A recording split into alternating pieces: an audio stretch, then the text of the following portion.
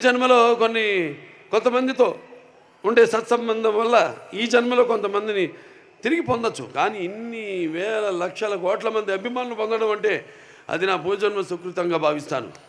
సమాజం మీద నాకు బాధ్యత ఉంది. అలాగే నా అభిమానుల్ని వాళ్ళు కూడా కార్లలో ఎగరేసి గర్వపడేలా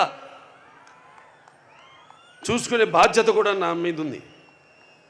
ఎందుకంటే మేము ఎప్పుడు అలా ఆలోచించను. అభిమానులు అంటే చెప్పినట్టు ఒక పెద్ద కుటుంబాన్ని ఇచ్చి వెళ్ళారు ఎన్టీ రామారావు గారు.